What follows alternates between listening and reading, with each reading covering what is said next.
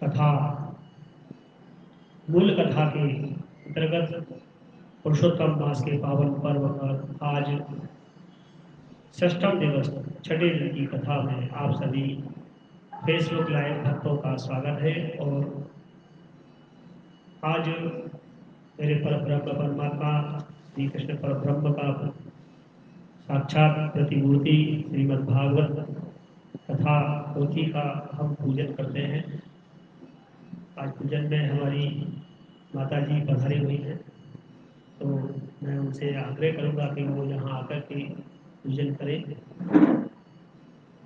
कस्तूरी तिलकं ललाटपटले वक्षस्थले कौस्तुभं नासाग्रीवरमुक्तिकं करतले वेणुकरे कङ्कणं सर्वाङ्गे हरिचन्दनं सुललितं कंठे च मुक्तावली गोपस्त्री परिवेष्टितो विजयते गोपाल चूड़ामणि।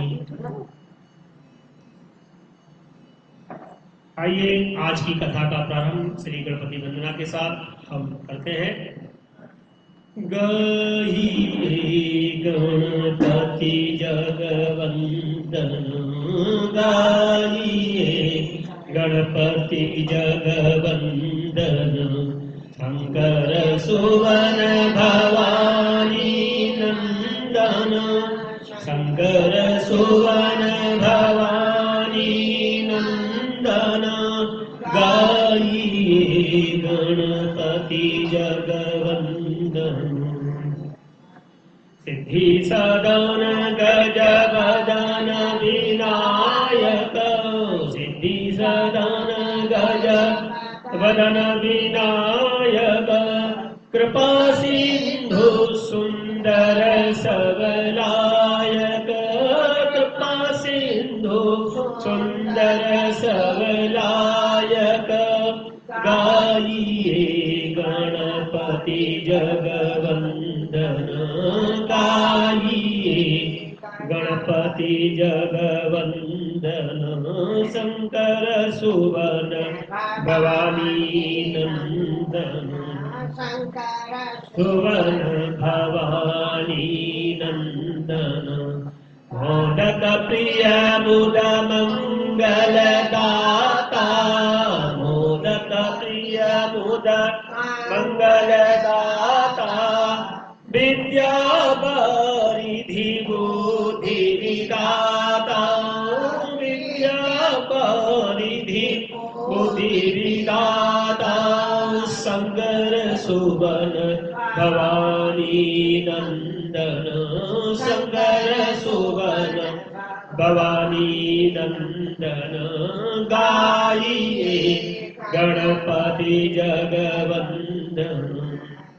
मांगत तुलसीदास कर जोरे, मांगत तुलसीदास कर जोरे, बसहु राम सिया मानस मोरे, बसहु राम सिया मानस मोरे, गाइए गणपति जगवंदन, शंकर सुवन भवानी नंदन, गाइए गाइए गाइए गणपति जगवंदन। श्री रणथंबोर गणपति महाराज की जय।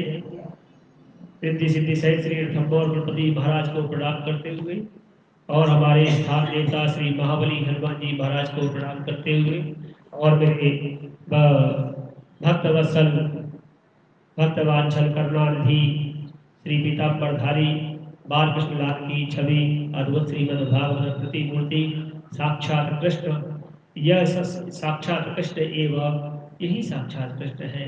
भगवान जाते समय मेरी इस प्रतिमूर्ति भागवत में बस गए। मेरे बालकृष्ण गोविंद को प्रणाम करता हूँ। सभी भक्तों के हृदय में विराजमान श्रीमती भगवती देवी को, भक्ति देवी को मैं प्रणाम करता हूँ। भक्त वत्सल हृदय में विराजमान भक्ति देवी और मेरे आत्म परमात्म रूप श्री कृष्ण और हमारे गुरुजनों को प्रणाम करता हूँ। मेरे गुरुजनों की कृपा से आज मैं यहाँ पर हूँ। माता पिता की कृपा है, गुरुजनों की कृपा है, देवताओं की कृपा है, तो सभी को मैं नमन करता हूँ। गुरुर्ब्रह्मा गुरुर्विष्णु गुरुर्देवो महेश्वर, गुरु साक्षात् परब्रह्म तस्मै श्री गुरवे नमः। देवताभ्यः पितृभ्यश्च महायोगेभ्य च नमः स्वाहायै स्वधायै नित्यमेव नमो नमः। तो सभी के चरणारविंद में मेरा कोटि कोटि प्रणाम और मेरे भक्तों को शुभाशीष बालकृष्ण भगवान की तरफ से। आइए आज हम कथा के 6वें दिन, हमने कल जो कथा कही थी अश्वत्थामा के बाद की कथा जो हुई, और युधिष्ठिर जब अपने पितरों को सभी जो स्वर्गवासी हो गए थे सबको उन्होंने तर्पण किया, सभी को जलदान दिया और युधिष्ठिर को बड़ा क्षोभ हो गया। और कुंती से मेरे बालकृष्ण कहने लगे कि माँ, हे बुआ, अब हमारा कार्य पूरा हुआ, हम द्वारका को प्रस्थान करते हैं। कुंती ने बहुत स्तुति की, बहुत मनाया, बोला हे कन्हैया, जब तुम हमारे साथ रहते हो तो हमें कोई कष्ट नहीं होता, और इसलिए मैं सदा चाहती हूँ कि मेरे पास सदैव कष्ट ही कष्ट हो, विपद ही विपद हो, क्योंकि जब विपद होती है तब तुम साथ में होते हो। कुंती की बहुत सी स्तुतियां सुनकर के बालकृष्ण मेरे रुक गए, और कुछ दिन बाद वहाँ पर 3 अश्वमेध यज्ञ युधिष्ठिर को कराए, और युधिष्ठिर ने बहुत सारे राजाओं का संहार किया, तो राजा युधिष्ठिर बड़े दुखी होने लगे। मेरे द्वारा चाचा ताऊ बंधु बांधव आदियों का इस प्रजा हित में बहुत ज्यादा मैंने संहार कर दिया। हालांकि राजा को प्रजा हित करने के लिए किसी को मारने का दोष नहीं होता, लेकिन फिर भी युधिष्ठिर बड़े चिंतातुर थे। बड़े बड़े ऋषियों ने उनको समझाया, लेकिन ऋषि और किसी के समझाने से, बालकृष्ण भगवान मेरे गोविंद के समझाने से भी युधिष्ठिर का ज्ञान भ्रम दूर नहीं हुआ। तो हमारे विश्व पितामह जो बाणों के से यहाँ पर लेटे हुए हैं, उनके पास युधिष्ठिर आदि सब पहुंचे हैं, और भीष्म पितामह ने उसको युधिष्ठिर जी को धर्म का संदेश दिया, धर्म का पाठ पढ़ाया, दान धर्मान, यशो धर्मान, राज धर्मान, स्त्री धर्मान, बहुत सारी शिक्षा, विभिन्न धर्म शिक्षा भीष्म पितामह ने दी, और बताया कि ये बाल कृष्ण जो तुम्हारे साथ है ये साक्षात भगवान है। ये हम तो इसको जान ही नहीं पाए। इसने इसने मेरी से अब मेरे अपने भक्त की लाज रखने के लिए अपनी प्रतिज्ञा तोड़ दी। इसने कहा था कि मैं पूरे युद्ध में कभी शस्त्र नहीं उठाऊंगा, और मैंने भी कहा था कि यदि कृष्ण तुमसे यदि मैंने शस्त्र नहीं उठवाया तो मैं भी गंगा पुत्र नहीं कहूंगा। और मैंने भीषण बाणों की बौछार अर्जुन के ऊपर कर दी, तो ये रथ पे से कूद पड़े, और उन्होंने रथ का पहिया चक्र उठा लिया, और उसी समय धरती कांप पड़ी। तब इनका दुपट्टा धरती पर गिरा और इन्होंने धरती को नमन किया। वो दृश्य मुझे याद आता है कि ये तो साक्षात भगवान है, भक्तों के लिए अपनी प्रतिज्ञा भी छोड़ देते हैं।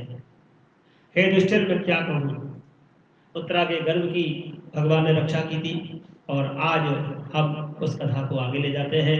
उत्तरा के गर्भ में राजा परीक्षित है, और इसीलिए आज कथा वहीं से प्रारंभ होगी। श्री कृष्ण गोविंद हरि मुरारी, हे नाथ नारायण वासुदेवा। श्री कृष्ण गोविंद हरि मुरारी, हे नाथ नारायण वासुदेवा। शौनक ने कहा, अश्वत्थामा ने जो अत्यंत तेजस्वी ब्रह्मास्त्र चलाया था उससे उत्तरा का गर्भ नष्ट हो जाता, परंतु भगवान ने उसे कवच रूप देकर के उसको जीवित रखा। उस गर्भ में पैदा हुए महाज्ञानी महात्मा परीक्षित के, जिन्हें सुखदेव जी ने ज्ञानोपदेश दिया, जन्म कर्म मृत्यु और उसके बाद जो गति उन्हें प्राप्त हुई, वह सब यदि आप ठीक समझे तो मैं कहूँ। आप लोग बड़ी श्रद्धा से सुनना चाहते हैं। सूर्य जी ने कहा, धर्मराज युधिष्ठिर अपनी प्रजा को प्रसन्न रखते हुए पिता के समान उसका पालन करने लगे। भगवान श्री कृष्ण के चरण कमलों के सेवन से वे समस्त भोगों से दूर हो गए। शौनक आदि ऋषियों, आपके पास अतुल संपत्ति थी। युधिष्ठिर ने बड़े बड़े यज्ञ किए थे। उनके फलस्वरूप श्रेष्ठ लोगों का अधिकार युधिष्ठिर को प्राप्त हुआ। उनकी रानियां और भाई अनुकूल थे। सारी पृथ्वी उनकी थी। वे जम्बू द्वीप के स्वामी थे और उनकी कीर्ति स्वर्ग तक फैल गई थी। उनके पास भोग की ऐसी सामग्री थी जिसके लिए देवता लोग भी तरसते थे।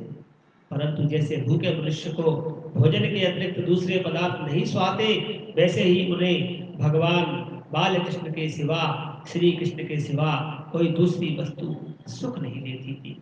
और सौरभ जी, उत्तरा के गर्भ में स्थित वह वीर शिशु परीक्षित जब अश्वत्थामा के ब्रह्मास्त्र के तेज से जलने लगा, तब उसने देखा कि उसकी आंखों के सामने एक ज्योतिर्मय पुरुष है।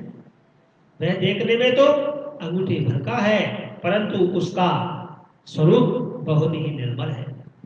अत्यंत सुंदर श्याम शरीर है। बिजली के समान चमकता हुआ पीतांबर धारण किए हुए सिर पर सोने का मुकुट झिलमिला रहा है। उस निर्विकार पुरुष के बड़ी ही सुंदर लंबी लंबी 4 भुजाएं हैं। कानों में तपाए हुए स्वर्ण के कुंडल हैं। आंखों में लालिवा, हाथ के लूके के समान जलती हुई गदा बार बार घुमाता है और स्वयं शिशु के चारों ओर वह रक्षा कर रहा है। यह दृश्य उस शिशु ने देखा है। जैसे सूर्य अपनी किरणों से कोहरे को भगा देता है, वैसे ही उस गदा के द्वारा ब्रह्मास्त्र के तेज को जिसने शांत किया वह श्री कृष्ण है। उस पुरुष को अपने समीप देखकर वह गर्भस्थ शिशु सोचने लगा कि यह कौन है। इसी प्रकार उस 10 मास के गर्भस्थ शिशु के सामने ही धर्म रक्षक अप्रमेय भगवान श्री कृष्ण ब्रह्मास्त्र के तेज को शांत करके वहां से अंतर ध्यान हो गए। उसके बाद अनुकूल ग्रहों के उदय से युक्त समस्त सद्गुणों को विकसित करने वाला शुभ समय जब आया, तो पांडु के वंशधर श्री परीक्षित का जन्म हुआ। और जन्म के समय ही वह बालक इतना तेजस्वी दिख पड़ता था, मानो स्वयं पांडु ने ही फिर से जन्म ले लिया है। पौत्र के जन्म की बात सुनकर राजा युधिष्ठिर मन ही मन बड़े प्रसन्न हुए। उन्होंने धौम्य, कृपाचार्य आदि ब्राह्मणों से मंगल वाचन और जात कर्म संस्कार करवाए। महाराज युधिष्ठिर दान के योग्य समय को जानते थे, अतः उन्होंने प्रजातीर्थ नामक काल में नाल काटने के पहले ब्राह्मण को सुवर्ण, गौ, पृथ्वी, गांव, उत्तम जाति के हाथी घोड़े, उत्तम अन्न दे दिया। बताया गया है कि जब तक बच्चे का नाल छेदन नहीं हो तब तक सूतक प्रभावी नहीं होता। और इसलिए प्रजातीर्थ नामक जो काल है, उस समय में नाल छेदन से पूर्व ही हमारे युधिष्ठिर महाराज ने बहुत प्रकार का दान उस बालक की खुशी में किया है। ब्राह्मणों ने संतुष्ट होकर अत्यंत विनयी युधिष्ठिर से कहा, हे पुरुवंश शिरोमणि, काल की दुर्निवार गति से यह पवित्र पुरुवंश मिटना ही चाहता था, परंतु आप लोगों पर कृपा करने के लिए भगवान विष्णु ने इस बालक की रक्षा कर दी। श्री कृष्ण ने इसकी रक्षा की, इसलिए इसका नाम विष्णुरात होगा। इसका नाम विष्णुरात होगा। निश्चय यह बालक संसार में बड़ा यशस्वी, भगवान का परम भक्त और महापुरुष होगा। कृष्ण ने कहा, महात्माओं, यह बालक क्या अपने उज्जवल यश से हमारे वंश के पवित्र कीर्ति महात्मा राजऋषियों का अनुसरण कर सकेगा? ब्राह्मणों ने कहा, धर्मराज, यह मनुपुत्र इक्ष्वाकु के समान अपनी प्रजा का पालन करेगा तथा दशरथ नंदन भगवान श्री राम के समान ब्राह्मण भक्त और सत्य प्रतिज्ञ होगा।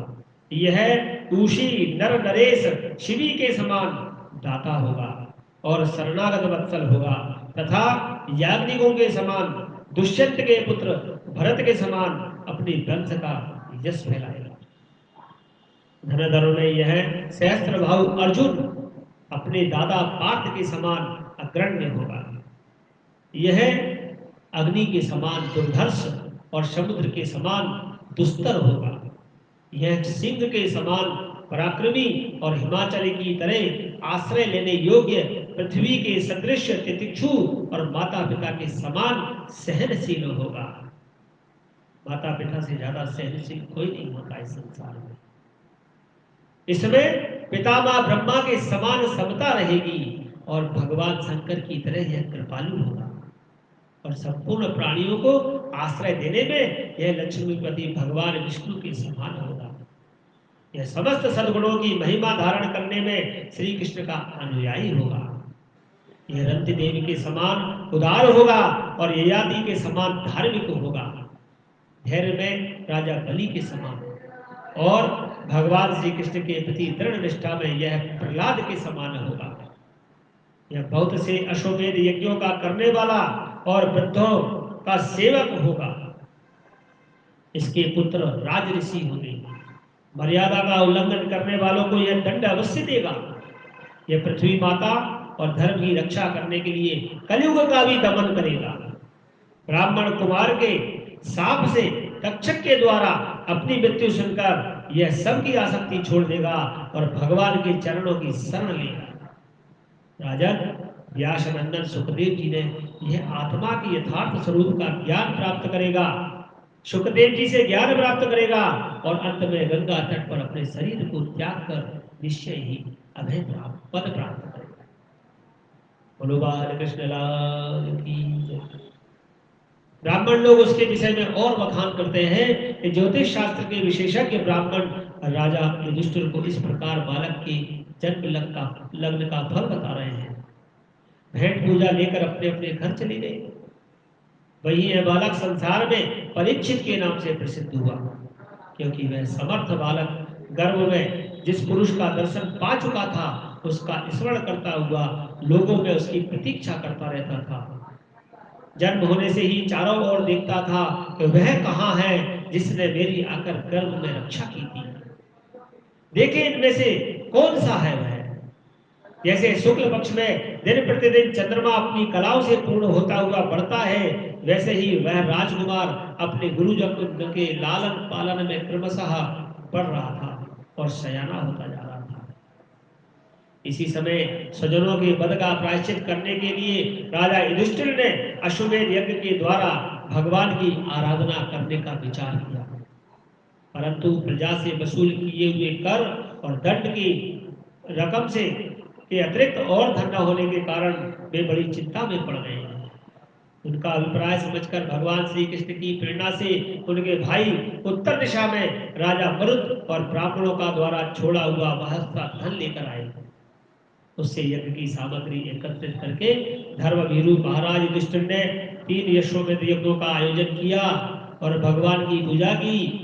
युधिष्ठिर के निमंत्रण से पधारे हुए भगवान ब्राह्मणों द्वारा उनका यज्ञ संपन्न कराकर अपने सुहृद पांडवों की प्रसन्नता के लिए कई महीनों तक वहीं पर रहे।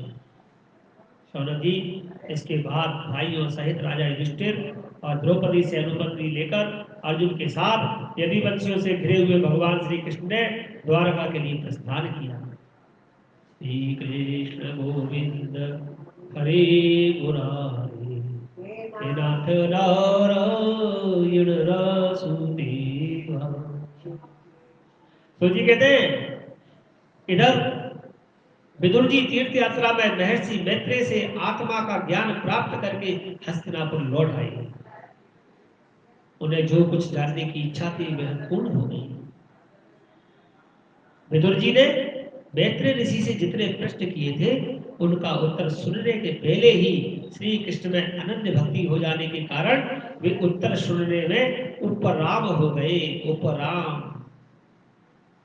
सौनक जी, अपने चाचा विदुर जी को आया देख धर्मराज युधिष्ठिर, उनके चारों भाई धृतराष्ट्र, युसु, संजय, कृपाचार्य, कुंती, गांधारी, द्रौपदी, सुभद्रा, उत्तरा और कृपी तथा पांडव परिवार के अन्य सभी नर नारी अपने पुत्रों सहित दूसरी स्त्रियां सब बड़ी प्रसन्नता से मानो मृत शरीर में प्राण आ गए हो विदुर जी को देखकर सब प्रसन्न हो गए और उनकी आगवानी की। यथा योग्य उनको प्रणाम किया गया। उत्कंठा से कातर होकर सबने प्रेम के आंसू बहाए। युधिष्ठिर ने आसन पर बैठाकर उनको यथोचित सत्कार किया। जब वे भोजन एवं विश्राम करके सुखपूर्वक आसन पर बैठे थे तब युधिष्ठिर ने विनय से झुककर सबके सामने ही उनसे कहा। युधिष्ठिर ने कहा, चाचा जी, जैसे पक्षी अपने अंडों को पंखों की छाया के नीचे रखकर उन्हें सेते और बढ़ाते हैं, वैसे ही आपने अत्यंत वात्सल्य से अपने कर कमलों की छत्र छाया से हम लोगों को पाला पोसा है। बार बार आपने हमें और हमारी माता को विषदान और लाक्षागृह के दाह आदि विपत्तियों से बचाया है। क्या आप कभी हम लोगों की भी याद करते रहे हैं? आपने पृथ्वी पर विचरण करते समय किस किस वृत्ति से जीवन निर्वाह किया? आपने पृथ्वी तल पर किन किन तीर्थों और मुख्य क्षेत्रों का सेवन किया? युधिष्ठिर प्रश्न कर रहे हैं, प्रभु, आप जैसे भगवान के प्यारे भक्त स्वयं ही तीर्थ रूप हो जाते हैं। आप लोग अपने हृदय में विराजमान भगवान के द्वारा तीर्थों को भी महातीर्थ बना देते हैं। चाचा जी, आप तीर्थ यात्रा करते हुए द्वारका तो अवश्य गए होंगे। वह हमारे सुहृद और भाई बंधु यादव लोग, जिनके एकमात्र आराध्य देव श्री कृष्ण है, अपनी नगरी में सुख से तो होंगे ना। आपने यदि जाकर देखा नहीं होगा तो सुना तो अवश्य ही होगा। युधिष्ठिर के इस प्रश्न के पूछने पर विदुर जी ने तीर्थों और यदुवंशियों के संबंध में जो कुछ देखा, सुना और अनुभव किया था, शब्द क्रम से बतला दिया। केवल यदुवंश के विनाश की बात नहीं कही। करुण हृदय विदुर जी पांडवों को दुखी नहीं देख सकते थे, इसलिए उन्होंने यह अप्रिय और असह्य घटना पांडवों को नहीं सुनाई, क्योंकि वह तो स्वयं ही प्रकट होने वाली थी। पांडव विदुर जी का देवता के समान सेवा सत्कार करते थे। वे कुछ दिनों तक अपने भाई धृतराष्ट्र की कल्याण कामना से सब लोगों को प्रसन्न करते हुए सुख पूर्वक हस्तिनापुर में ही रहे।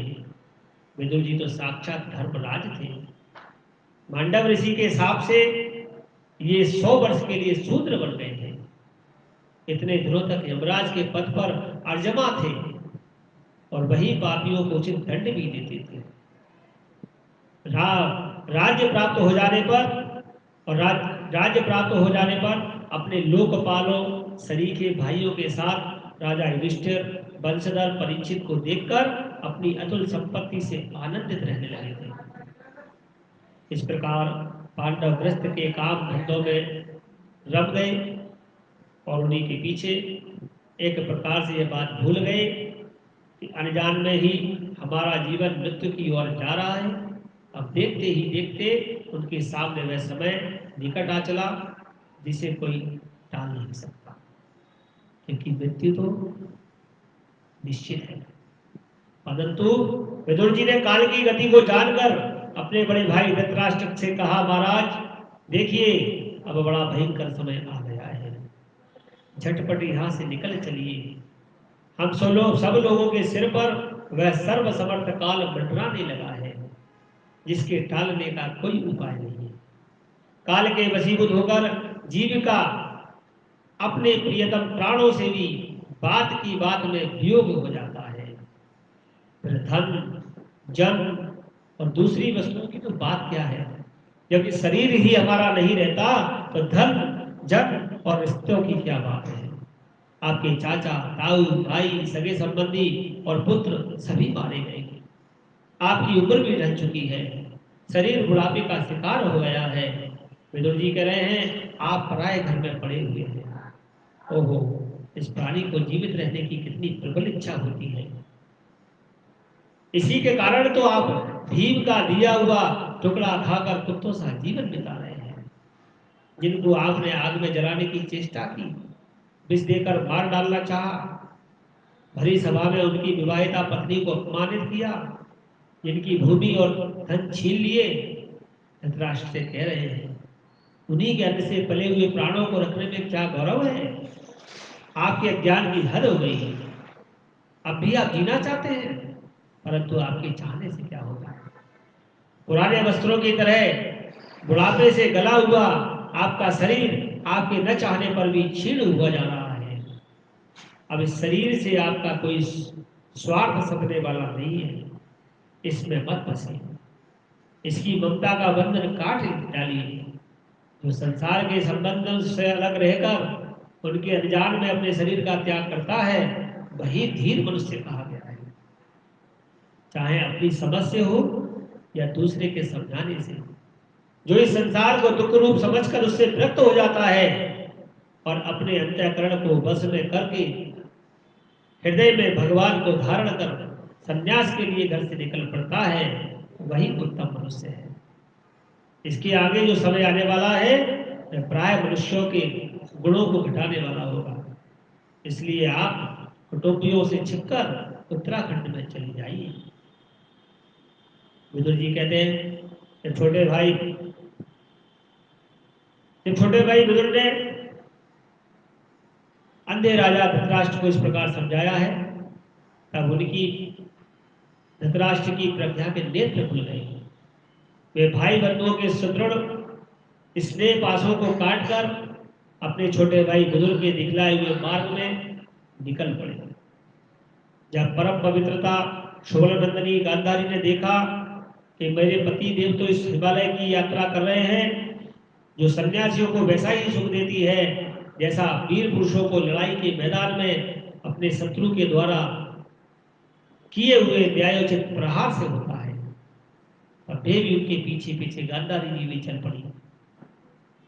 अजात शत्रु युधिष्ठिर ने प्रातःकाल संध्या वंदन तथा अग्निहोत्र करके ब्राह्मणों को नमस्कार किया, उन्हें तिल गौ भूमि स्वर्ण का दान किया।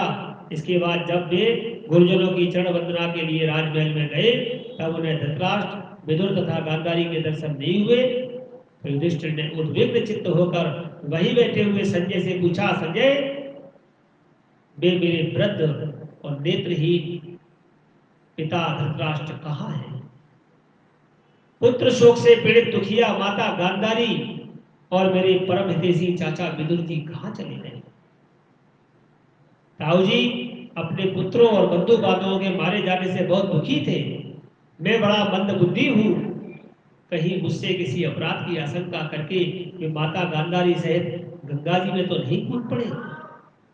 संजय बताओ, जब हमारे पिता पांडु की मृत्यु हो गई थी और हम लोग नन्हे नन्हे बच्चे थे, तब इन्हीं दोनों चाचाओं ने बड़े दुखों से हमें बचाया था। वे हम पर बड़ा स्नेह करते थे।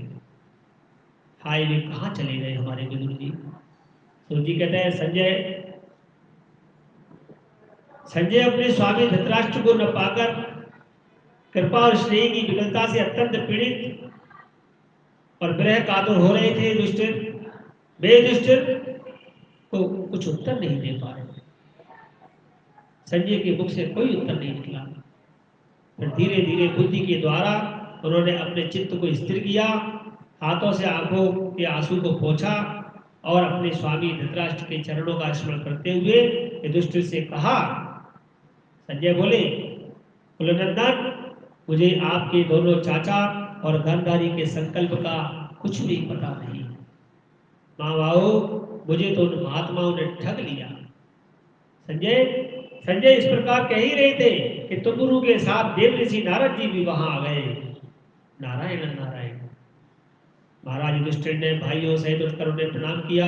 उनका सम्मान करते हुए बोले। युधिष्ठिर ने कहा, भगवान, मुझे अपने दोनों चाचाओं का पता नहीं लग रहा। न जाने वे दोनों पुत्र शोक से व्याकुल तपस्विनी माता गांधारी यहाँ से कहाँ चले गए? भगवान, अपार समुद्र में कर्णधार के समान आप ही हमारे पारदर्शक हैं।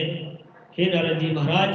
तब भगवान के परम भक्त भगवानमय देव ऋषि नारद जी ने कहा, धर्मराज, तुम किसी के लिए शोक मत करो, क्योंकि यह सारा जगत ईश्वर के वश में है और सारे लोग और लोकपाल विवश होकर ईश्वर की ही आज्ञा का पालन कर रहे हैं।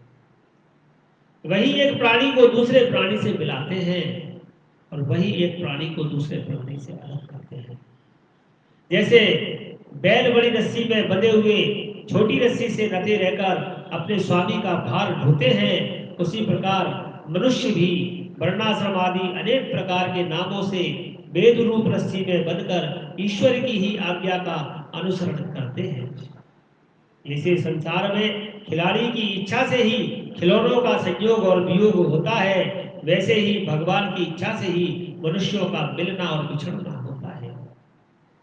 तब लोगों को जीव रूप से नित्य मानो या देह रूप से अनित्य मानो, अथवा जड़ रूप से अनित्य मानो या चेतन रूप से नित्य मानो, अथवा शुद्ध ब्रह्म रूप में नित्य अनित्य कुछ भी मानो, किसी भी अवस्था में मोहजन्य आसक्ति के अतिरिक्त वे शोक करने योग्य नहीं है। इसलिए धर्मराज, वे दीन दुखी चाचा ताऊ असहाय अवस्था में मेरे बिना कैसे रहेंगे? इस अज्ञान जन्य मन की विकलता को तुम छोड़ दो। महाराज जी कह रहे हैं, यह पंच भौतिक शरीर काल कर्म और गुणों के वश में है। अजगर के रूप में पड़े हुए पुरुष के समान यह पराधीन शरीर दूसरों की रक्षा ही क्या कर सकता है, जब इसको स्वयं की रक्षा नहीं कर सकता। हाथ वालों के बिना हाथ वाले और चार पैर वाले पशुओं के बिना पैर वाले तृणादि, और उनमें भी बड़े जीवों में छोटे जीव आहार होते हैं, सब एक दूसरे का आहार होते हैं। इस प्रकार एक जीव दूसरे जीव का जीवन कारण हो रहा है। समस्त रूपों में जीवों के बाहर और भीतर वही एक स्वयं प्रकाशमान भगवान मेरी परब्रह्म कृष्ण है, जो संपूर्ण आत्माओं की आत्मा है, जो माया के द्वारा अनेकों प्रकार से प्रकट हो रहे हैं। तुम केवल उन्हीं को देखो। हे महाराज युधिष्ठिर, समस्त प्राणियों को जीवन देने वाले वे ही भगवान इस समय इस पृथ्वी तल पर देवद्रोहियों का नाश करने के लिए काल रूप में अवतीर्ण हुए हैं। अब वे देवताओं का कार्य पूरा कर चुके हैं, थोड़ा सा कार्य और शेष है, उसी के लिए वे रुके हुए हैं। जब तक वे प्रभु यहाँ हैं तब तक तुम लोग भी उनकी प्रतीक्षा करते रहो। श्री कृष्ण गोविंद हरे मुरारी, हे नाथ नारायण वासुदेवा। धर्मराज, हिमालय के दक्षिण भाग में जहाँ सप्तऋषियों की प्रसन्नता के लिए गंगा जी ने अलग अलग 7 धाराओं के रूप में अपने को 7 भागों में विभक्त कर दिया, जिसे सप्त स्रोत कहते हैं, वही ऋषियों के आश्रम पर धृतराष्ट्र अपनी पत्नी गांधारी और विदुर जी के साथ चले गए। इसीलिए जितासनो जितश्वास, आसन को जीतो। वहां वे त्रिकाल स्नान और विधि पूर्वक अग्निहोत्र करते हैं। अब उनके चित्त में किसी प्रकार की कामना नहीं है, वे केवल जल पीकर शांत चित्त से निवास करते हैं। आसन जीतकर प्राणों को वश में करके उन्होंने अपनी 6 इंद्रियों को विषयों से लौटा लिया है। भगवान की धारणा से उनके तमोगुण, रजोगुण और सत्वगुण के मल नष्ट हो चुके हैं। युधिष्ठिर, नारद जी कहते हैं, हे युधिष्ठिर, तुम्हारे ताऊ धृतराष्ट्र और उनकी पत्नी ने अहंकार को बुद्धि के साथ जोड़कर उसे क्षेत्रज्ञ आत्मा में लीन करके उससे भी महाकाश में घटाकाश के समान सर्वाधिष्ठान ब्रह्म में एक कर लिया है। उन्होंने अपनी समस्त इंद्रियों और मन को रोककर समस्त विषयों को भार से ही लौटा दिया है। माया के गुणों से होने वाले परिणामों को सर्वथा के लिए मिटा दिया है। समस्त कर्मों का संन्यास करके वे इस समय ठूंठ की तरह स्थिर होकर बैठ गए हैं। अतः तुम उनके मार्ग में विघ्न मत बनो। धर्मराज, आज से 5वें दिन में अपने शरीर का परित्याग कर देंगे और जलकर भस्म हो जाएंगे। गारह इत्यादि अग्नियों के द्वारा पर्णकुटी के साथ अपने पति के मृतदेह को जलते देखकर बाहर खड़ी हुई साध्वी गांधारी भी पति का अनुगमन करती हुई उसी आग में प्रवेश कर जाएगी। धर्मराज, विदुर जी अपने भाई का आश्चर्यमय मोक्ष देखकर, हर्षित और वियोग देखकर दुखित होते हुए वहां से तीर्थ सेवन के लिए चले जाएंगे। देव ऋषि नारद योग कहकर अपने तुपुरु के साथ स्वर्ग को चले गए। नारायण नारायण। धर्मराज युधिष्ठिर ने उनके उपदेशों को हृदय में धारण करके शोक को त्याग दिया। श्री कृष्ण गोविंद हरि मुरारी, हे नाथ नारायण वासुदेवा। अब सूची कहते हैं कि सज्जनों से मिलने और पुण्य श्लोक भगवान श्री कृष्ण अब क्या करना चाहते हैं, ये जानने के लिए अर्जुन द्वारका गए थे। कई महीने बाद बीत जाने पर भी अर्जुन वहां से लौट कर नहीं आए। धर्मराज युधिष्ठिर को बड़े भयंकर अपशकुन दिखने लगे। उन्होंने देखा कि काल की बड़ी विकति विकट हो गई है। जिस समय जो ऋतु होने चाहिए उस समय वह नहीं होती, उनकी क्रियाएं में उल्टी होती है। लोग बड़े क्रोधी, लोभी, असत्य परायण हो गए हैं। अपने जीवन के निर्वाह के लिए लोग पापपूर्ण व्यापार करने लगे हैं। युधिष्ठिर देख रहे हैं कि सारा व्यापार कपट से भरा हुआ होता है। यहाँ तक कि मित्रता में भी छल मिला रहता है। पिता माता, सगे संबंधी, भाई, पति पत्नी में भी झगड़ा टंटा लगा ही रहता है। कलिकाल के आ जाने से लोगों का स्वभाव भी लोभ, दंभ आदि अधर्म से अभिभूत हो गया है और प्रकृति में भी अत्यंत अरिष्ट सूचक अपशकुन होने लगे हैं। ऐसा युधिष्ठिर देख रहे हैं। यह सब देखकर युधिष्ठिर ने अपने छोटे भाई भीमसेन से कहा। युधिष्ठिर ने कहा, भीमसेन, अर्जुन को हमने द्वारका इसलिए भेजा था कि वह वहां जाकर पुण्य श्लोक भगवान श्री कृष्ण क्या कर रहे हैं इस बात का पता लगा कर आए और संबंधियों से मिल भी आए। तब से 7 महीने बीत गए किंतु तुम्हारे छोटे भाई अब तक लौटे नहीं। मैं ठीक ठीक यह समझ नहीं पाता हूं कि उनके ना आने का कारण क्या है। कहीं देव ऋषि नारद के द्वारा बतलाया हुआ वह समय तो नहीं आ पहुंचा है जिसमें भगवान श्री कृष्ण अपनी लीला विग्रह का संवरण करना चाहते हैं। उन्हीं भगवान की कृपा से हमें यह संपत्ति, राज्य, स्त्री, प्राण, कुल, संतान, शत्रुओं पर विजय और स्वर्ग आदि लोगों का अधिकार प्राप्त हुआ है। भ्राता भीमसेन, तुम तो मनुष्यों में व्याघ्र के समान बलवान हो। देखो तो सही, आकाश में उल्कापात आदि, पृथ्वी में भूकंप आदि और शरीर में रोग आदि कितने भयंकर अपशकुन हो रहे हैं। यह अपशकुन ही है कि मई के माह में हमारे यहाँ 5 से 6 बार भूकंप आए और मार्च से अब तक कोरोना रूपी महामारी चल रही है। यह अपशकुन ही है। इनसे इस बात की सूचना मिलती है कि शीघ्र ही हमारी बुद्धि को मोह में डालने वाला कोई उत्पात होने वाला है, जिसको हम देख रहे हैं। संसार के समस्त प्राणी इस समय भारतवर्ष में कोरोना रूपी भय से भीत हैं, डरे हुए हैं।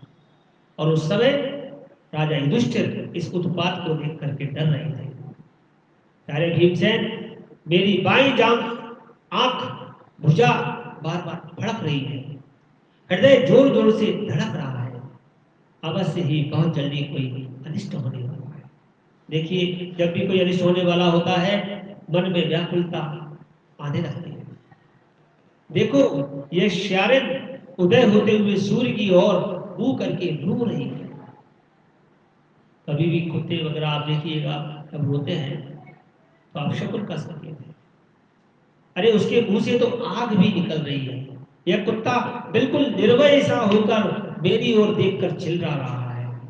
भीमसेन, गऊ आदि अच्छे पशु पूजे अपने बाएं करके चले जाते हैं। कभी किसी को बाएं करके चले जाओ इसका मतलब अपशकुन है। देख करके भी अनदेखा करना। और गधे आदि बुरे पशु मुझे अपने दाहिने करते हैं। अगर अच्छे लोग आपको दाहिने करें तो अच्छी बात है, बुरे लोग बाएं करें तो अच्छी बात है। लेकिन यहाँ क्या हो रहा है, उल्टे संकेत हो रहे हैं। मेरे घोड़े आदि बाहर मुझे रोते हुए दिखाई देते हैं।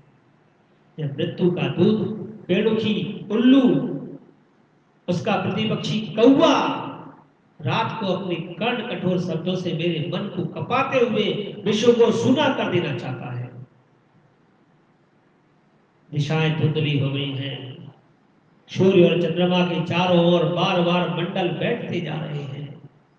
यह पृथ्वी पहाड़ों के साथ कांप उठती है। बादल बड़े जोर जोर से गरजते हैं। और जहां तहां बिजली भी गिरती रहती है। शरीर को छेदने वाली एवं धूली वर्षा से अंधकार फैलाने वाली आंधी चलने लगी है।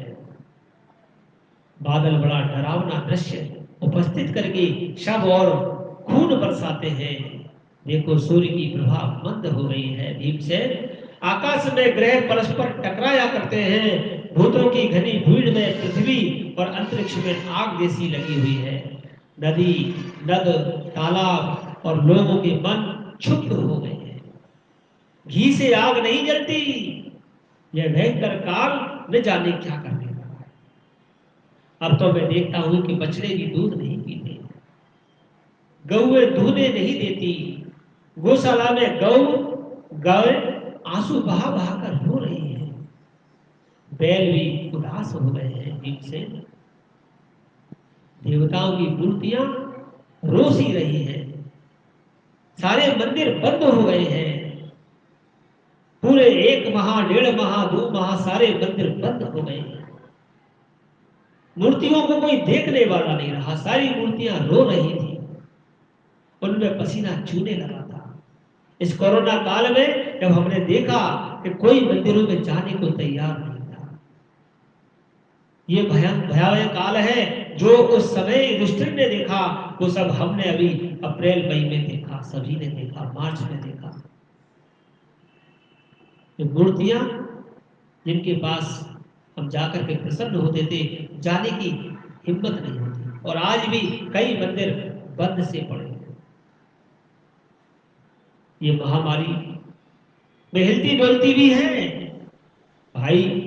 ये देश, गांव, शहर, बगीचे, खाने और आश्रम श्रीहीन हो गए हैं। देखिए पूरे संसार में श्री माने लक्ष्मी, किसी के पास लक्ष्मी नहीं है। बड़े से बड़ा आदमी इस समय धन से परेशान है और छोटे से छोटा आदमी इस समय धन से परेशान है। आनंद रहित हो गए हैं, किसी को भी आनंद नहीं है। सब अपने कम घरों में बंद हैं। और युधिष्ठिर के काल में भी ऐसा ही हो रहा था। ये कोई अपशकुन के संकेत है? पता नहीं ये हमारे किस दुख की सूचना दे रहे हैं। इन बड़े बड़े उत्पातों को देखकर युधिष्ठिर कहते हैं, मैं तो यह समझता हूं कि निश्चय ही यह भाग्यहीना भूमि भगवान के उन चरण कमलों से, जिनका सौंदर्य तथा जिनकी ध्वजा, वज्र, अंकुश आदि विलक्षण चिन्ह और किसी में भी कहीं भी नहीं है, रहित हो गई है।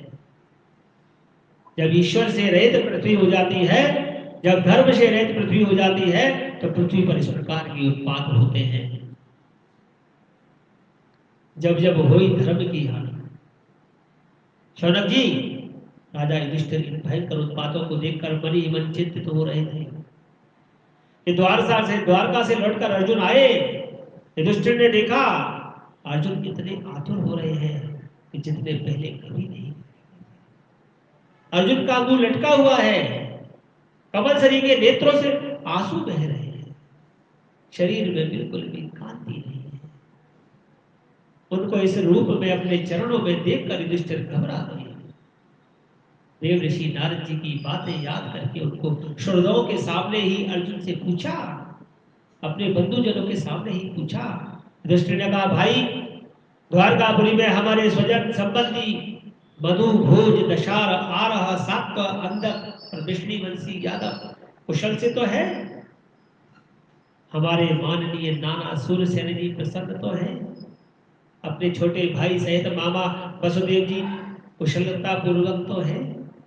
उनकी पत्नियां और हमारी मामी देवकी आदि 7 बहनें अपने पुत्रों और बहुओं के साथ आनंद से तो है। हे अर्जुन, बताओ, जिनका पुत्र कंस बड़ा ही दुष्ट था, वे राजा उग्रसेन अपने छोटे भाई देवक के साथ जीवित तो है ना?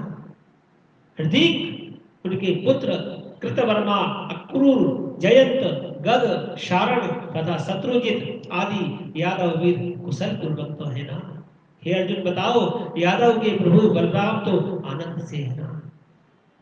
विष्णु वंश के सर्वश्रेष्ठ महारथी प्रद्युम्न सुख से तो है ना? युद्ध में बड़ी फुर्ती दिखाने वाले भगवान अनिरुद्ध आनंद से तो है ना?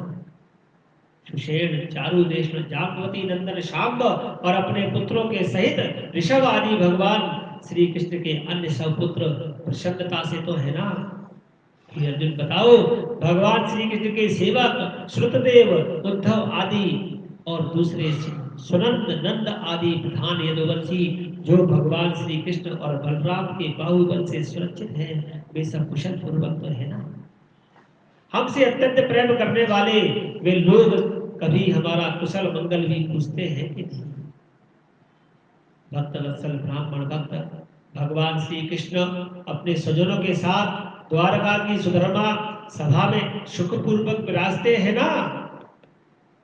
वे आदि पुरुष बलराम जी के साथ संसार के परम मंगल, परम कल्याण और उन्नति के लिए यदुवंश रूप क्षीर सागर में विराजमान है। उन्हीं के बाहुबल से सुरक्षित द्वारकापुरी में यदुवंशी लोग सारे संसार के द्वारा सम्मानित होकर बड़े आनंद से विष्णु भगवान के पार्षदों के समान विहार कर रहे हैं।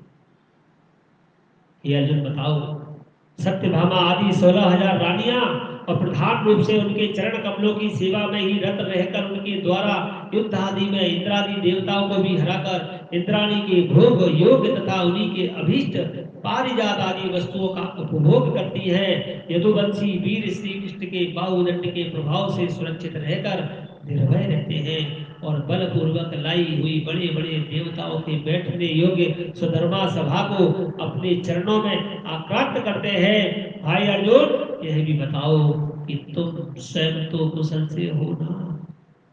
मुझे तो सबसे पहले तुम ही श्रीहीन से दिख रहे हो, वहां बहुत दिनों तक रहे, कहीं तुम्हारे सम्मान में तो किसी प्रकार की कमी नहीं हुई ना? किसी ने तुम्हारा अपमान तो नहीं कर दिया? किसी ने कहीं दुर्भावपूर्ण अमंगल शब्द आदि के द्वारा तुम्हारा चित्त तो नहीं दुखा दिया? हे अर्जुन, किसी आशा से तुम्हारे पास आए हुए याचकों को उनकी मांगी हुई वस्तु अथवा अपनी ओर से कुछ देने की प्रतिज्ञा करके भी तुम नहीं दे सके हो, इस कारण से तुम दुखी तो नहीं हो? तुम सदा शरणागतों की रक्षा करते आए हो। कहीं किसी भी ब्राह्मण, बालक, गऊ, बूढ़े, रोगी, अबला अथवा अन्य किसी प्राणी का जो तुम्हारी शरण में आया हो, कहीं तुमने उनका त्याग तो नहीं कर दिया? कहीं तुमने अगम्य स्त्री के समागम तो नहीं कर लिया अथवा गमन योग स्त्री के साथ असत्कार पूर्वक समागम तो नहीं कर दिया? कहीं मार्ग में अपने छोटे अथवा बराबरी वालों से तुम हार तो नहीं गए अथवा भोजन कराने योग्य बालक और बूढ़ों को छोड़कर तुमने अकेले ही भोजन तो नहीं कर लिया? मेरा विश्वास है कि तुमने ऐसा कोई निंदित काम तो नहीं किया होगा जो तुम्हारे योग्य न हो। हे अर्जुन, हो न हो, अपने प्रियतम, परम प्रियतम, अभिन्न हृदय, परम स्वरूप भगवान श्री कृष्ण से तुम रहित हो गए हो। इसी से अपने को शून्य मान रहे हो। इसके सिवा दूसरा कोई कारण हो नहीं सकता जिससे तुमको इतनी मानसिक पीड़ा हो रही है।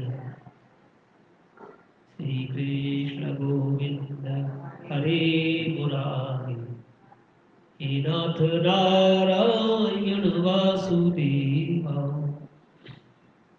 एवं कृष्ण सखा कृष्णो भ्रात्रा राज्ञा विकल्पितः नाना शंकास्पदं रूपं कृष्ण विष्णेशकर्षितः शोकेन शुष्यन्तवरं हृत्सरोजो हतप्रभः विभुन्तमेवानुध्यान्न न शक्नोत प्रतिभाषितुम् कक्षेण संस्तभ्य शुच प्राणनामृसृज्य नेत्रयोः परोक्षेण शमुन्नद्ध प्रणयोत्कण्ठय कातरः शक्चं मैत्री सौहृदं च सारथ्यादिषु संस्मरन् नृपमग्रजमित्याह बाष्पगदगदया गिरा।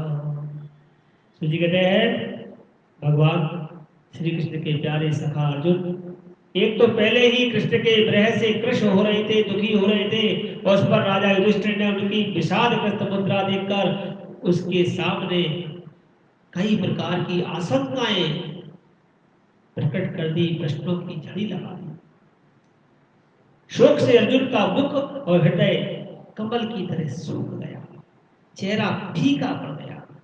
वे उन्हीं भगवान कृष्ण के ध्यान में ऐसे डूबे रहते थे कि बड़े भाई के प्रश्नों का कुछ उत्तर भी नहीं दे सके।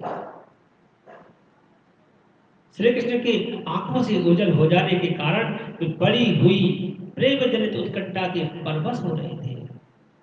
रथ हाँकने टहलने आदि के समय भगवान ने उनके साथ जो मित्रता, अभिन्न हृदयता और प्रेम से भरे हुए व्यवहार किए थे, उनकी याद पर याद उनको सता रही थी। अर्जुन को बड़े बड़े कष्ट से उन्होंने अपने शोक का वेग रोका, हाथ से नेत्रों के आंसू पोंछे और फिर रुदे हुए गले से अपने भाई महाराज युधिष्ठिर से कहा, वंचितो हम महाराजो हरिणा बंधुरूपिणा येन मे परितं तेजो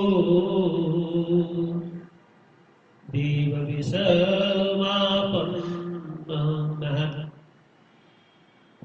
यस्य क्षणवियोगेन लोको हि प्रियदर्शनो उत्तेन रहितो हृष मृतकः प्रोच्यते यथा। अर्जुन बोले, महाराज, मेरे बड़े भाई अथवा अत्यंत घनिष्ठ मित्र का रूप धारण कर श्री कृष्ण ने मुझे ठग लिया। मेरे जिस प्रबल पराक्रम से बड़े बड़े देवता भी आश्चर्य में डूब जाते थे, उसे श्री कृष्ण ने मुझसे छीन लिया।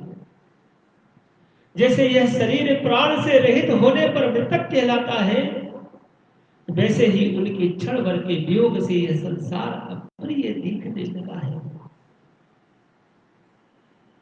अर्जुन कहते हैं, उनके आश्रय से द्रौपदी स्वयंवर में राजा द्रुपद के घर आए हुए कामोन्मत्त राजाओं का तेज मैंने हरण कर लिया था।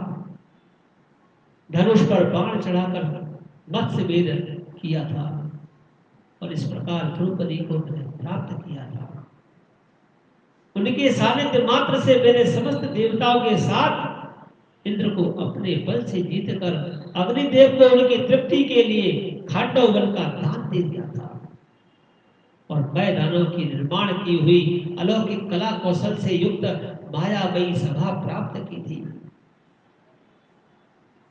हे ज्येष्ठ भ्राता, आपके यज्ञ में सब ओर से आकर राजाओं ने अनेकों प्रकार की भेंटें समर्पित की थी।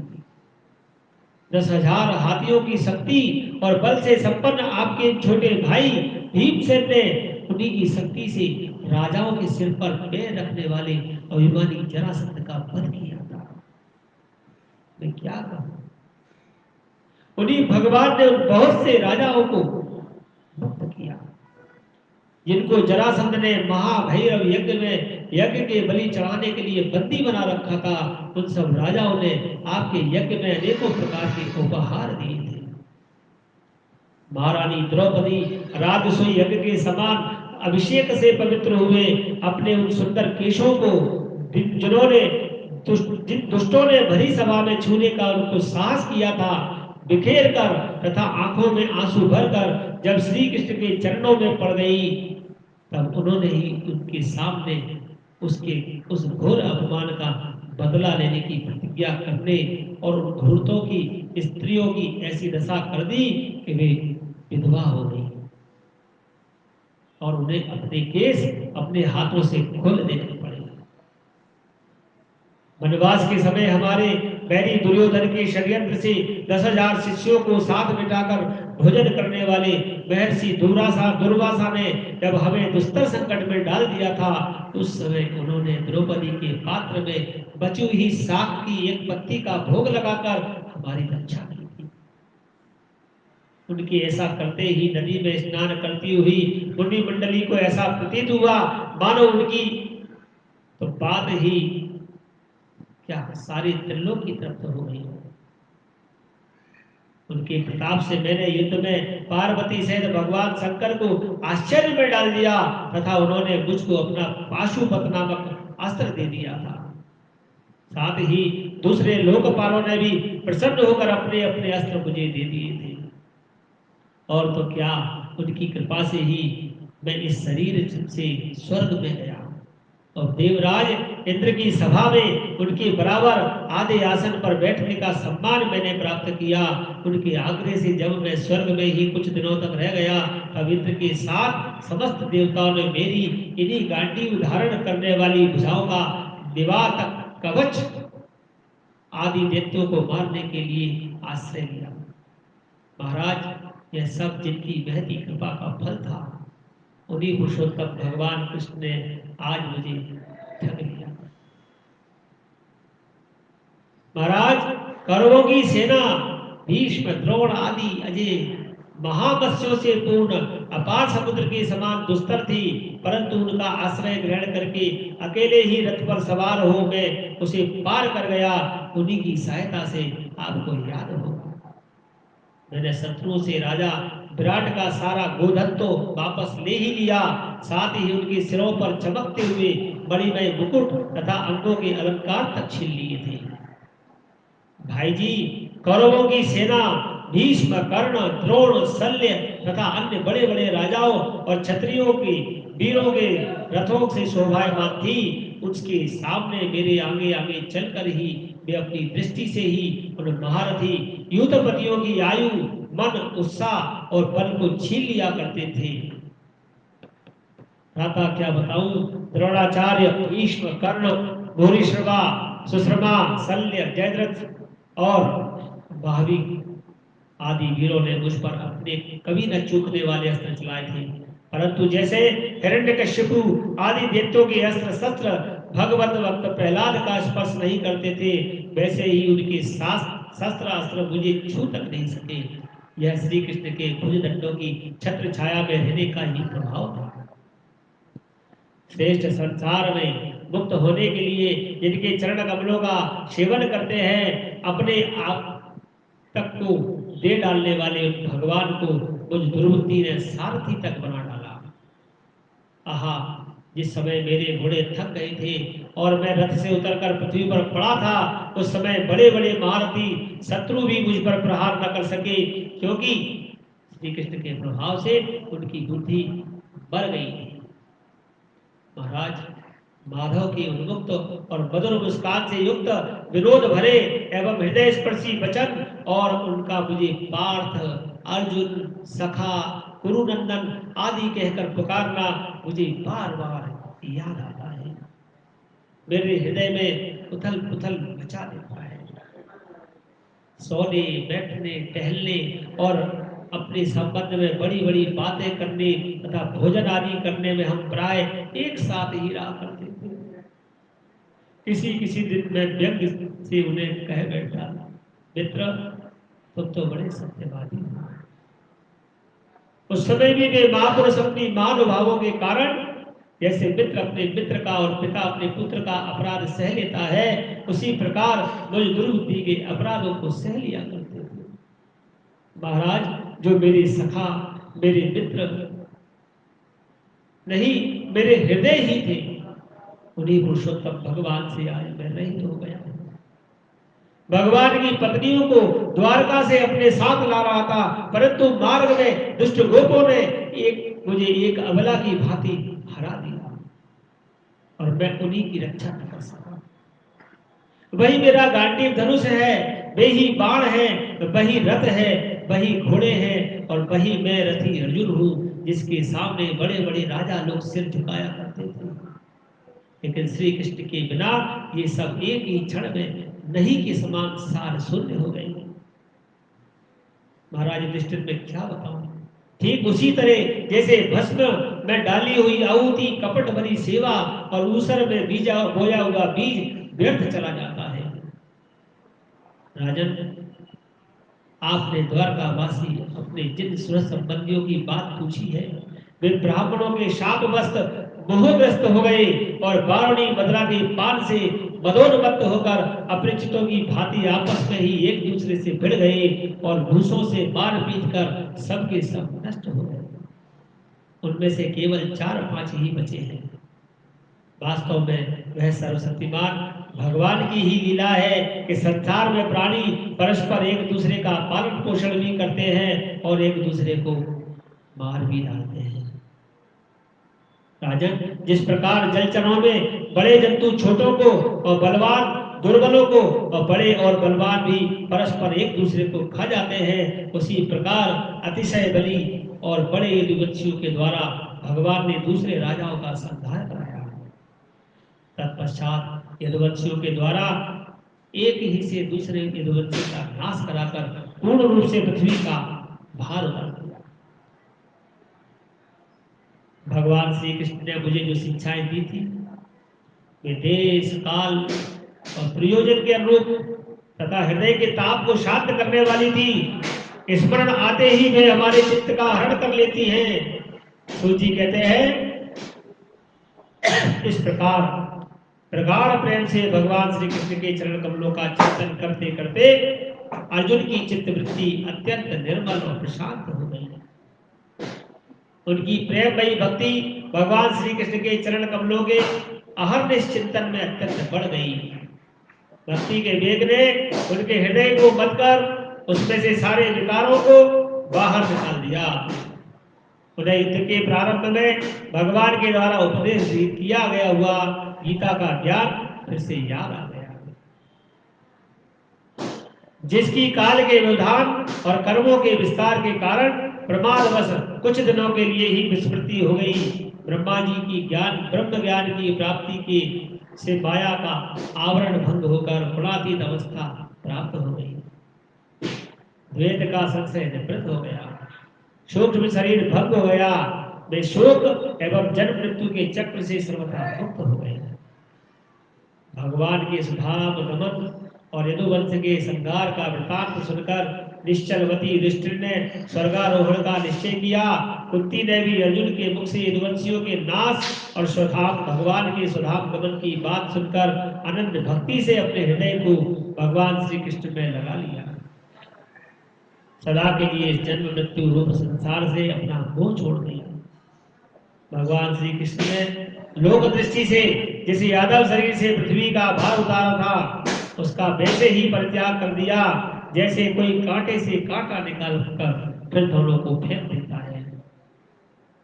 भगवान की दृष्टि में दोनों ही समान थे, जैसे वे घट के समान मत्स्यादि रूप धारण करते हैं और फिर उनका त्याग भी कर देते हैं, वैसे ही उन्होंने जिस यादव शरीर से पृथ्वी का भार दूर किया था उसे त्याग भी दिया।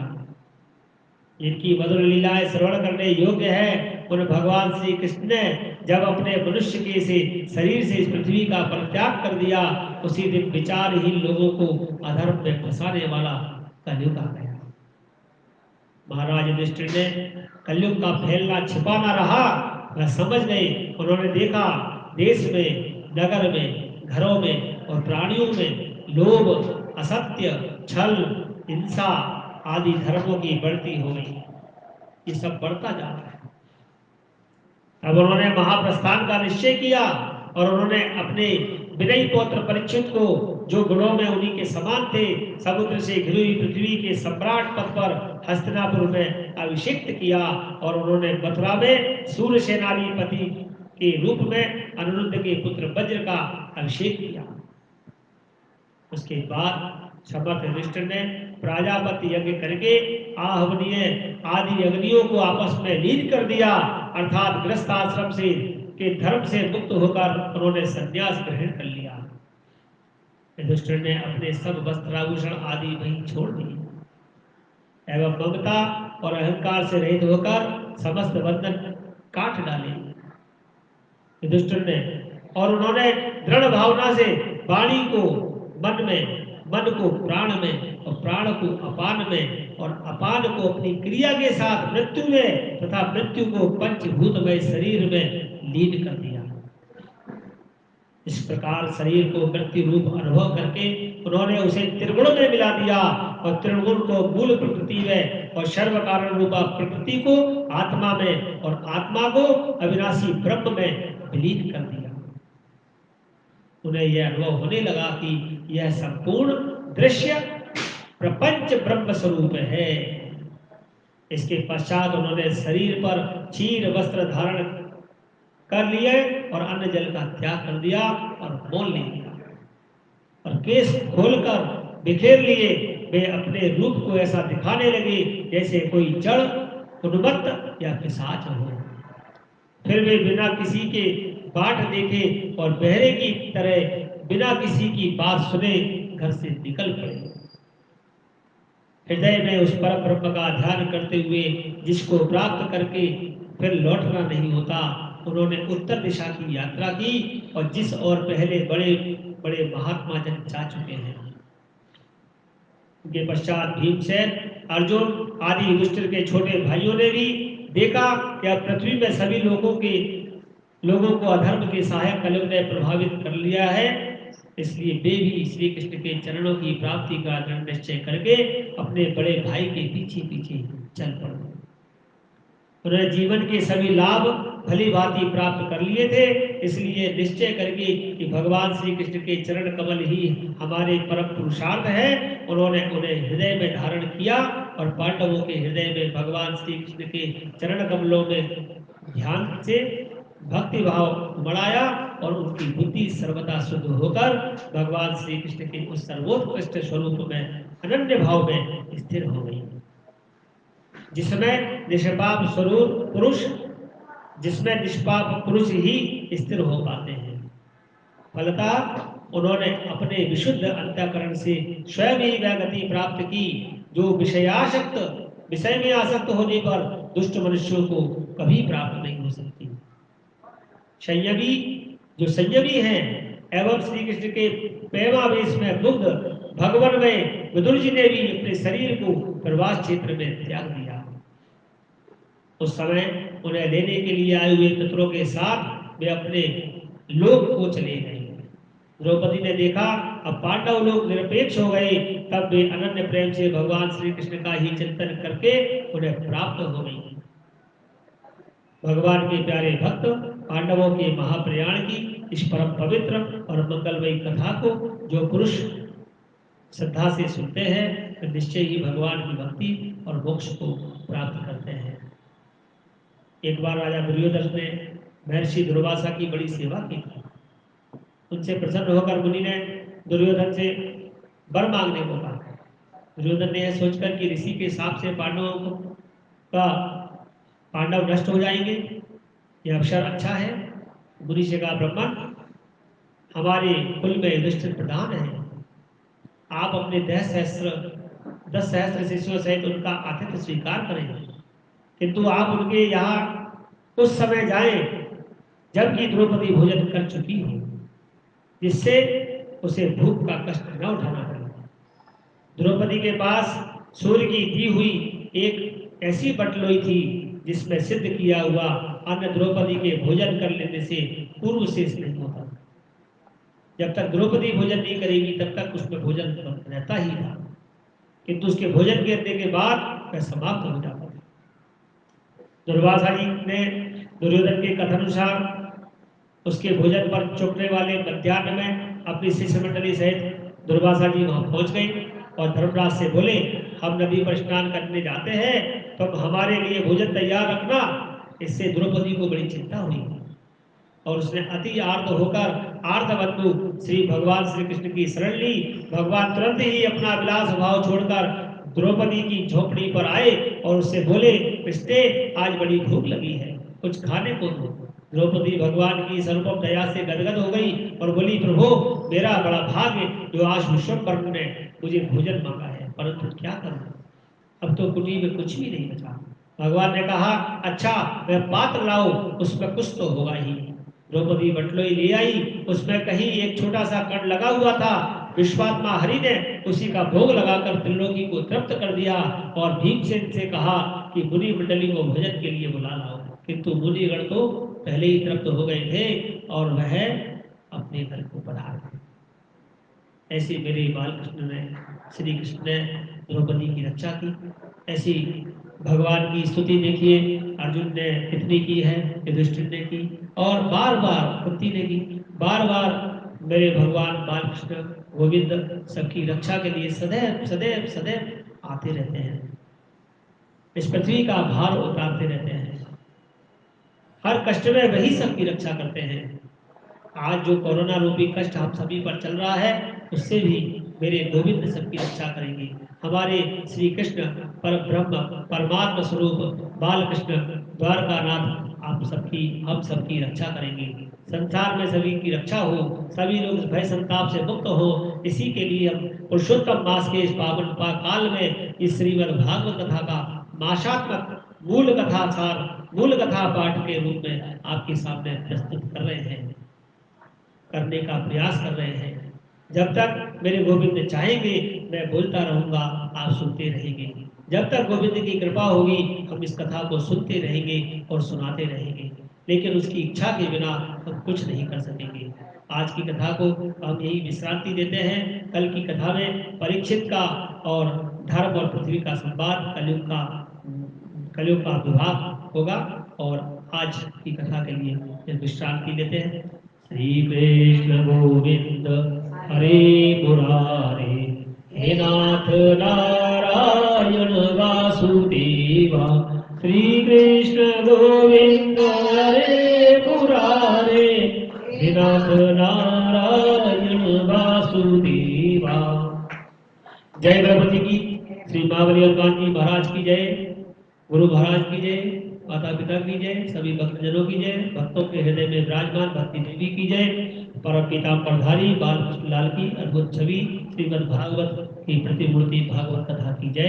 जय गणपति की।